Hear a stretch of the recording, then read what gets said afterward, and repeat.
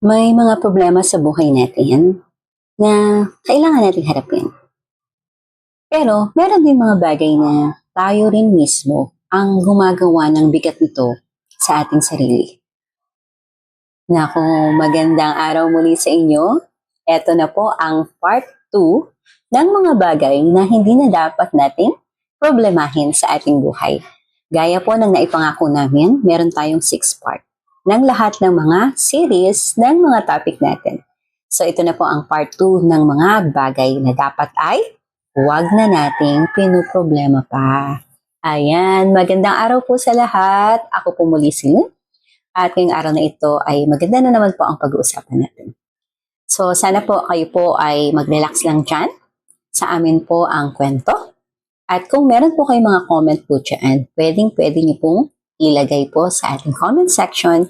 At mga topic po na gusto nyo rin po na itakal natin dito. Malaya po kayong magkaroon ng pagkakataon na mag-comment po dyan. Okay po. So without further ado, ano po ba yung mga bagay muli gaya ng na-topic natin last time? Ito ay panibagong set ng mga bagay na hindi na natin dapat pang problemahin. Unang-una sa lahat, number 1, sa 10 mga bagay na wag mo nang problemahin para mas gumaan ang buhay mo. Ayan. Number 1, opinion ng mga taong hindi naman ikaw talaga kilala. So ito, no, hindi ka nila alam or hindi ka nila tunay na kilala sa totoong buhay, sa totoong pagkatao mo, personality mo, character mo, lahat.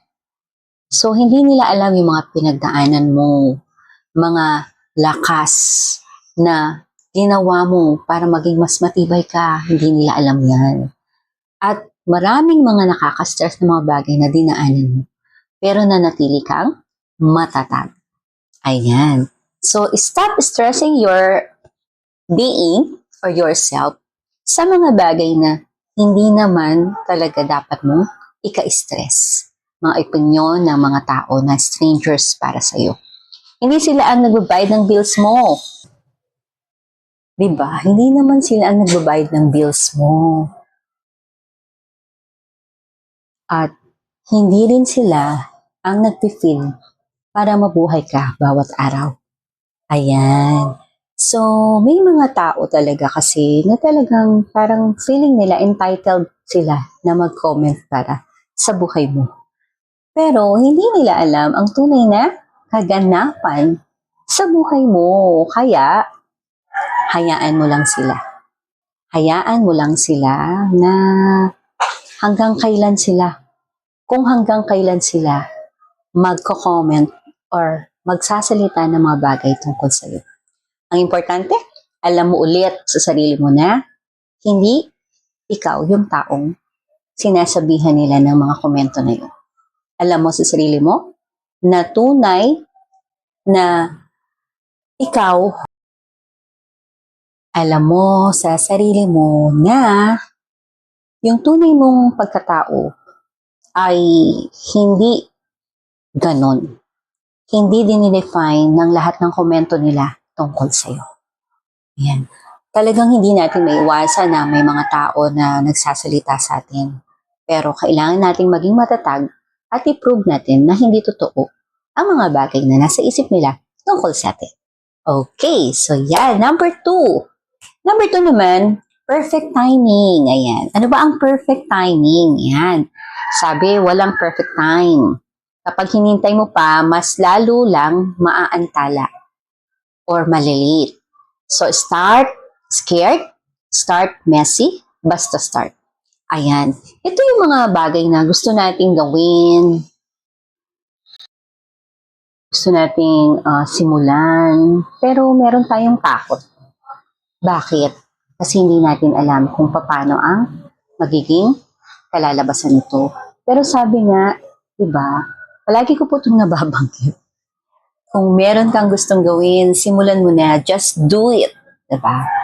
So, Meron din kasabihan no, let us just cross the bridge when we get there. Totoo naman. Pero kasabay nun, kailangan din talaga ng paghahanda. Pagkatapos maihanda, simulan mo na. Huwag ka nang magpa-delay kasi sayang ang oras. Oras ay napakahalaga.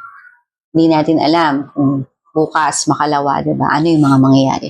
Kaya habang pinaplano mo yan, pagkatapos mong ma-prepare or maihanda ang lahat, simulan mo na. Anumang bagay yan na nakakapagpasaya sa'yo at makakadama ka ng may purpose ka, simulan mo na. Okay, ano pa? So, pinag-uusapan natin sa mga kakapasok lang po, yung mga bagay na hindi na natin dapat problemahin. So, nabanggit ko kanina na hindi ka dapat mamblema kung ano na mangyayari. Basta simulan mo lang ang isang bagay na gustong-gusto mong simulan. Yan. Okay, so number three, pagkakamali mo noon, ayan, huwag mo nang problemahin. Pagkakamali o mga naging, alam mo, mga hindi tama na nangyari noon sa past. Mga alam mong mga pagkukulang, mga mistakes from the past. Huwag mo nang problemahin. Bakit? Kasi, yung mga past mistakes na yan ay naging lesson na sa atin. At dahil natuto na tayo, iiwasan na natin yung mga pagkakamali na yan. Itutuwid na natin ang ating daan. At hindi na kailangan pang maging life sentence yan sa atin. Hindi na para i-judge natin yung sarili natin. Para doon sa mga bagay na tapos na, di ba? Kung tapos na, tapos na. Period. End of that era.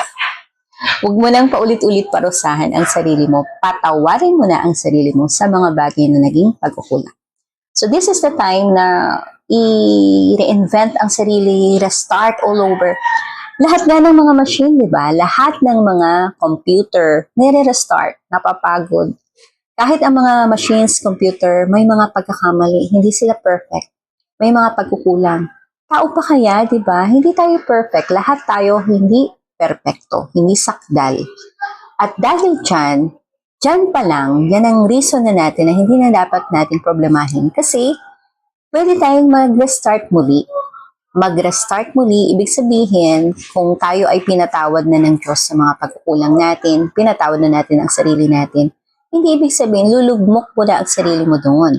Kailangan mo bumangon at wag mo nang balik-balikan yung mga nakaraan. Simula muli at maging masaya muli sa lahat ng mga bagay na gusto mong gawin ulit. O wag mo nang problemahin yan, ha? Okay, so number 4, hindi pag-reply ng ibang tao. Ayan. O, hindi pag-reply sa'yo ng message mo, ka-chat mo. Halimbawa, hindi nag-reply, pinoproblema mo. Minsan inisip mo, galit kaya siya sa akin? O kaya naman, bakit kaya hindi siya nagre-reply? Sobrang busy naman ito. Baka may ibang kausap. Ayan. Oo, minsan busy lang talaga. Sa sobrang daming ginagawa ngayon, busy lang talaga sila. Ayan. Minsan wala lang talaga. Para bang siguro nagpapahinga lang. Kailangan niya lang na magpahinga mula sa lahat ng ingay, ng social media, ng mga messages. At hindi lahat personal. So, minsan hayaan mo lang siya. Hayaan mo lang sila. At saka huwag kang mag-overthink. Huwag mong isipin na ikaw lagi ang dahilan. Kung minsan pagod lang, kung minsan maraming nararamdamang hindi rin niya maunawaan, kaya hindi rin siya makapag-message back. Kung minsan may mga tao kasing hindi nila sinasagot agad ang mga chat. Maybe because, una, baka walang load, baka walang data, nasa labas. Pangalawa, parang siguro pagod. Siguro mamaya ko nang re-replyan to. O kaya naman baka tulog. Yan. O kaya naman baka talagang very busy siya sa isang project or sa trabaho. Tapos maya-maya kanya sasagutin. Basta ano man ang dahilan, huwag kang mag-overthink na ikaw ang dahilan. No. So hayaan mo lang yan. Huwag mo na siyang problemahin. Go on with your life. Go on with what are the things that is very important na kailangan mong gawin. Okay? What are the things that you wanted to do without anybody? Ikaw lang ang makakapagpasaya sa sarili mo. With number 5, pagkumpara sa success ng iba. Ayan, paulit-ulit natin itong sinasabi dito sa ating channel, no? Hayaan mo, may kanya-kanya tayong timeline. Ayan. Hindi race ang buhay. Ang mahalaga, may progress ka, kahit mabagal. Ayan. So, minsan no, mayroon tayong mga kaibigan, mga kamag-anak, or kapatid, na kung saan, nakikita natin na, ay, bakit sila ganito na sila, ako ganito lang ako. Hindi pala maganda yun, o hindi healthy sa atin. Kasi, hindi ba sa isang race, nakikita natin yan sa mga marathon race, running race, na hindi pare-parehas ng bilis. Hindi pare-parehas ng bilis. Kaya nga may nauuna at may nahuhuli. Ngayon, kung nakikita mo sila na talagang gumaganda na ang buhay nila, time na nila. Time na nila. Ibig sabihin, eto na yung time nila. At dadating din yung time mo. Kaya, huwag mo i-compare ang sarili mo. Hindi ba si Pagong at si Conejo, naalala nyo? Nanalo si Pagong kahit mabagal siya. Bakit? Yung persistent niya, yung patience niya, at perseverance, yun ang naging bala niya. Yan. Pero di ba si Conejo nagpahinga. So tuloy-tuloy lang natin ang ating mga ginagawa. Consistency is the best policy ngayon. Ayan. So, yun. Consistency is the best policy. Ayan. Pero honesty pa rin Yan. So sabi nga may kanya-kanya tayong timeline. Hindi race ang buhay. Ang mahalaga, may progress ka. Kahit mabagal. So wag mo na yung problemahin na. Hayaan mo silang magmadali. Ikaw, tamang bilis. Okay, with number 6, mga bagay na wala sa control mo, ayan, wag mo na yung problemahin. Mga bagay na wala sa control. If you cannot control, yes, if we cannot control, so let it be. Example nito, no, yung traffic, yung weather, ugali ng mga tao. Kung hindi mo yan makontrol, bakit mo uubusin ang energy mo? Diba? Huwag mo ubusin ang energy mo sa mga bagay na hindi mo kayang kontrolin. Ayan, mag-focus ka sa kaya mong baguhin. For example, no, may mga tao kasi sa buhay natin na talagang hindi natin mababago. Tanggapin na natin na ganun talaga sila. Halimbawa, traffic din. Hindi mo na rin talaga mababago yung traffic unless sobrang talino mo para makagawa ka ng pagbabago sa traffic. Ayan. Ito ay nangangailangan ng talagang patience, self-control. Ayan. Hindi mo sila makontrol? Self-control. Kontrolin mo yung sarili mo. Ayan. So mag-focus tayo sa mga bagay na kaya nating i-control.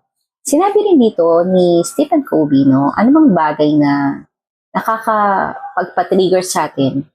Diba? Minsan kailangan natin mag-react, no? Pero isipin muna natin kung ano yung sasabihin natin, kung ano yung gagawin natin. Kasi ikaw lang ang makakakontrol mo. Sarili mo lang. Oo, ikaw lang. Kaya talagang yung pagtanggap natin sa mga bagay-bagay at talagang may mga bagay lang na kaya natin kontrolin sa ating sarili. Pero yung ibang mga tao, ibang mga bagay, hindi natin kayang kontrolin. So let it be and let them go. Okay, with number 7, maliit na pagkakamali sa araw-araw. Ayan, nadapa, nagkamali, nakalimot. Okay lang yan. Tao lang kasi tayo, hindi tayo robot. Siyempre, di ba, no, sa bawat araw, hindi tayo perfect. Marami tayong mga nadidesisyonan na hindi natin talaga alam kung ano yung magiging resulta agad. So, wag na natin problemahin yung mga maliliit na mga bagay niya. Pag nadapa, bumangon. Pag nakalimot, pilitin natin o sikapin natin alalahanin kung ano yung nakasakit at syempre, baguhin kung ano yung mga bagay na pwede natin maiwasan. Ayan. Kaya, ayun na, hindi tayo AI. So, kailangan natin na maging maramdaman natin lahat ng mga bagay na yan para tayo ay makakaiwas na sa anumang mga sakit pa. Ayan, so wag mo nang problemahin yan. Maliliit na mga bagay na yan na nangyayari sa araw-araw. Number 8 naman, pagpapasaya sa lahat. Ay, wag ka nang mangarap. Ayan, ginagawa niyo ba yan? Sabi nga, you cannot please everyone. You cannot please everybody. So, pagka ganyan, huwag mong subukan. Bakit? Bakit? Mauubos ka. Kawawa ka. Diba? Sa age natin na 15, no, maraming mga nangyayari sa atin, no. Maraming mga tao sa paligid natin na para bang, uy, punta ka dito, sama ka dito, punta ka naman. Uy, tulungan mo naman ako. So, tumulong ka naman. Diba? Uy, pairam naman ng ganito. Binigay mo naman. Sa huli, nasira yung pinahiram mo. Diba? Sa huli, pagdating mo doon, napagod ka, nagdismaya ka, na-stress ka, diba? Sino ang nakakaranas ng lahat ng epekto? Ikaw. So, sabi nga, mauubos ka. Kaya minsan, isipin mo yung mga bagay na pwede mong pagbigyan. May mga bagay naman na kailangan mong aralin. Aralin mo, baka mamaya, ay, pag ginawa ko ba to, ano kayang magiging resulta? Ayan. So, pag-aralan mo na kung sino yung makakatulong sa'yo at yung mga bagay na makakatulong ka sa kanya, pero hindi ka naman madidrain. Huwag kang magpa-drain. Kasi brain natin ang ating kalaban. Brain or mind and heart. E yan ang dapat nating ingatan. Sa age natin, ingatan ng puso at isip. So sabi, choose peace, not people pleasing. Do not be a people pleaser. You have to also please yourself. This is self-love. Kailangan mo munang i-filter lahat ng pwede mong papasukin sa buhay mo at ialis mo yung mga bagay na hindi mo na dapat na ini-entertain. Okay, so with number 9, wow, number 9 na tayo, ang bilis natin. Mga bagay na hindi pa nangyayari, huwag mo na itong problemahin. Yung mga bagay na nakasalalay na sa ating may lalang, dahil future yan, huwag mo na yan problemahin. Diba, minsan sabi natin, no, paano kung ganito? Paano kaya kung ganyan? Most of the time, imagination lang natin yan lahat. Sabi niya, stop borrowing problems from the future. Ayan. So, minsan, imagination lang natin. Huwag natin pangunahan ang kinabukasan.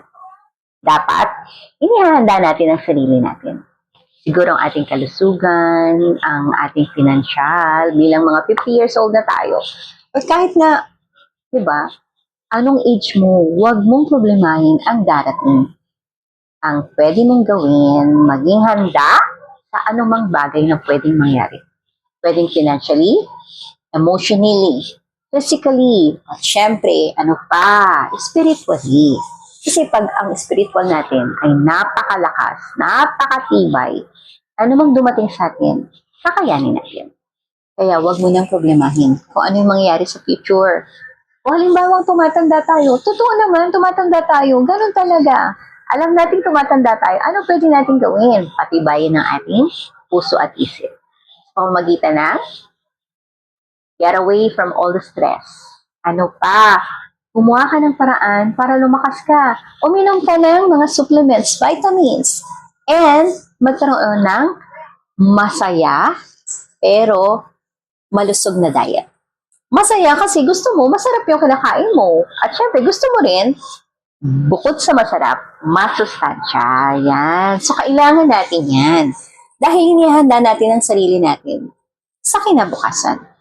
So, instead na magtanong tayo, paano kaya ako, paano kaya ganon, gumawa ka ng paraan at paghahanda para sa kinabukasan. Diba? Hindi lamang bukas, sa susunod pang mga araw. So, instead na mag-worry or maging problema yan sa'yo, paghandaan mo. Yan, gaya ng retirement. Yan. Gaya ng insurance. Ayan. Gaya ng life plan. Lahat yan pinaghahandaan. So ako din, sinasabi ko rin yan sa sarili ko. Oy, paghandaan mo yan. Ayan. Tama naman. At talagang nagsisikap na kami. Ako. Ayan. Actually, nasimulan na natin na paghandaan yung mga bagay-bagay. So, ayan tayo ay nagsishare lamang dito ng mga bagay-bagay na huwag na natin problemahin. Ayan. Kasi hindi natin control ang mga bagay-bagay. Pero, may kasabihan, ano mang tinanim mo, yan din ang aanihin. So, magtanim tayo ng mga mabubuting bagay sa ating sarili, sa ating pamilya, sa ating mga kaibigan, sa ating lahat ng mga tao dito sa ating mundong ginagalawan. Dahil sa pagtatanim na yan, ako, napakasaya. Dahil aanihin din natin yan sa kinabukasan. May isang spiritual advisor, narinig ko sa kanya, sabi niya, kailangan daw na sa 10 na mga kaibigan natin, may isa dyan na babalik sa atin. Sabihin niya lahat ng mga magagandang bagay tungkol sa atin, magagandang mga bagay na memories niya tungkol sa pinagsamahan niya. Sabi niya, dapat daw, kung 10 ang gusto mong bumalik sa'yo, maging mapagtanim ka ng mabubuting bagay sa 100. Ayan. Kung gusto mo naman na 100 ang bumalik sa'yo, magtanim ka sa 1,000 mga tao. Ano ibig sabihin? Ibig sabihin daw, maging mabuti tayong tao sa lahat ng uri ng tao na nakakasalamuhan natin. Pero syempre, maging balanse. Huwag naman tayong uto-uto. Huwag naman tayong papa-uto, di ba? Or papa-abuso. Nangangahulugan lang ito na magtanim ng mabubuting bagay. Parang paso din yan. Pag maraming niyang tinanim, 10 yan. Kahit isa man lang dyan, mamulaklak. Di ba ang saya nun? Pero pag 1,000 yan, marami ang mamumulaklak dyan. Hindi lamang isa. So, ganun din sa mga tao. Kapag naging mabuti kang tao, sa lahat ng uri ng tao, di ba? Maraming babalik sa'yo. Sabi nga, di ba, sa isang Bible verse din, mas mabuti daw yung pag may namatay, malalaman mo kung gaano kabuting tao ang isang tao na namatay kapag alam mo yun, ang daming tao, nagsisiksikan sa isang bulwagan, ang dami sa labas. Hindi dahil sa, alam mo yun, hindi dahil maliit yung lugar na kung saan nakaburol yung isang tao na yun. Kung hindi, ang daming tao talaga na pumunta. Bakit? Lahat kasi sila nagpe-pay respect or last respect sa tao na yun. Dahil marami siyang na-influence. Marami siyang mga tao na kung saan naabot, na-touch. Yan. So, ibig sabihin, tayo sa araw-araw, hindi natin kilala ang lahat ng mga tao. Pero yung kabutihan natin, sabi nga ng Nescafe, it goes a long, long way. So, kindness at yung kabutihan ng isang tao, hindi mo yan mapepeke.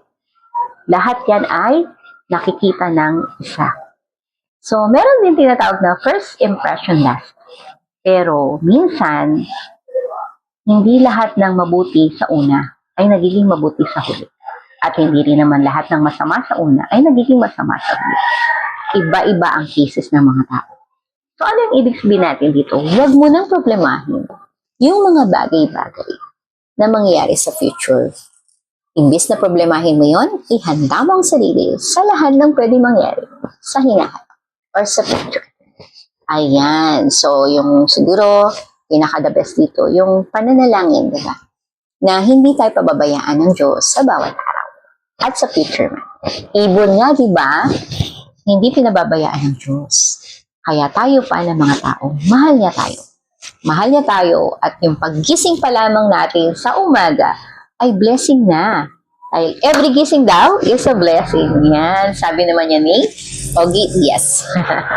Okay, so number 10, edad natin o edad mo. Timeline ng buhay mo, huwag mo na yan problemahin. Kahit na pumuti na ang buhok natin, di ba? Sabi nga ni Ray Valera, kahit maputi na ang buhok ko, ayan. Kailan pa talaga, no? Ibig sabihin, hindi natin kailangan problema kung tayo'y umidad na. Ang pinaka-problema natin sa ngayon, harapin natin ang pagtanda. Hindi pa huli ang lahat. Ayan. Mayumayaman nga, 20, di ba? May nagtatagumpay naman ng 50. So, iba-iba man ang edad ng tagumpay. Ang importante, or ang mahalaga, tuloy-tuloy lang. Tuloy-tuloy lang. Consistency, di ba? Sabi ko kanina, consistency is the best policy. So, sa buhay natin no, na 50, kailangan tuloy-tuloy lang tayo. Magpakatibay, magpakalakas. Yan. Physically, mentally, lahat yan kailangan maging matibay. Sa pamamagitan din ng pagiging self-aware natin sa ating sarili. Siyempre, yung self-love natin. Ayan. Kailangan nating matutunan na mas mahalin din ang ating sarili dahil isa lang ang buhay na meron tayo. Alagaan natin ang sarili. Huwag tayong mamroblema sa mga bagay-bagay na hindi naman na natin pang kailangan problemahin. Ayan. Okay, ang dami nating natakel, no? 10 lahat yan, no? Ako din, sinasabi ko rin yan sa sarili. Kasi hindi naman tayo sakdal. From time to time, nagkakaroon tayo ng mga problema. From time to time, may mga alalahan din tayo. Pero siguro yung pagkakaroon ng aware ka lang, ito yung nangyayari, at alert ka na ano ba ang pwede kong gawin. Ayan. So, yung assessment from time to time din, na kailangan nating i-assess, nasa na ba ako sa buhay na to, ano ba yung pwede kong gawin? Ano kaya yung mas makakatulong sa akin? At syempre, may mga kaibigan tayo na pwede nating lapitan para sa mga advice. At syempre, pag-aralan natin yung mga tao na dumaan na doon, ano yung ginawa nila at ano yung naging napagtagumpayan nila. Ayun, gayahin natin sila. Ayan. Okay, so syempre pa, ang buhay natin na 50 years old, over 50, 60, 70, 80, or any age na meron tayo. Meron tayong kakayahan na kuminsan, kailangan natin na huwag na masyadong i-overthink, huwag na masyadong problemahin yung mga bagay-bagay niya. Kung may isa sa listahan na ito na kailangan mong bitawan, simulan mo ng bitawan. Bitawan mo na yung mga nagkakaroon ka ng anxiety, stress, dahil pinoproblema mo yan. Tama na yan. Huwag mo na siyang problemahin. Because magkaroon ka ng life na magaan lang. Alam mong dadating yan, okay. Ay, dadating si Judith. Okay, magbabayad ako. Ay, may nangyaring ganito. Ang importante, paghandaan natin na maging matatag emotionally, physically, at mentally. At higit sa lahat, syempre, spiritually, para ano man ang dumating, kaya nating harapin. Ayan. Sabi dito, life is already hard. Huwag mo nang dagdagan ng problema na hindi mo na kailangan pa problemahin. Kung nakaka-relate ka dito, ayan. Siyempre, like mo yan, share, at subscribe sa channel na to para sa marami pa nating kwentuhan. So, sabi nga natin, no, sa buhay natin, huwag na tayo mamroblema kasi mababawasan yung ating ganda. Ayan. Although sabi natin, ganda ay panlabas lang. Siyempre, importante pa rin na maalagaan natin ang ating sarili, maging presentable pa rin. At sa buhay na ito, na napakaikli, alagaan ang kalusugan, ayusin natin yung diet natin, at uminom tayo ng mga supplements natin, maintenance natin, ayan. At syempre, mag-exercise kung kaya pa mag-exercise. At syempre, yung ating kalusugan din naman sa relasyon natin sa lahat ng tao na nakapaligid sa atin, napakahalaga. Kasi, hindi ka magiging problematic kapag kalma lang ang buhay. Kalma lang, gumawa ka ng mga hobbies na nakakaalis ng anxiety mo. Tumakbo-takbo or maglakad-lakad. Gumawa ka ng hobbies din na makakatulong sa'yo para mawala yung iyong mga alalahanin, yung mga pinoproblema mo. Ayan, itong video na to, panoorin mo para may hobbies ka na pwede mong pagtuunan ng pansin. At pwede mo ring maging negosyo or trabaho kung gugustuhin mo. Ayan. Ako, thank you so much po sa lahat ng nakasama namin ulit ngayong araw na to. Marami pong salamat sa palagi niyo pong pagsama sa amin. Sana po, gaya ng nasabi ko kanina, like, share, at subscribe po sa ating channel. Maraming pong salamat. Lagi po kayo mag-iingat. Mahal namin po kayo dito sa ating programa na ito. At sa huli, Stay maganda inside out. Bye-bye!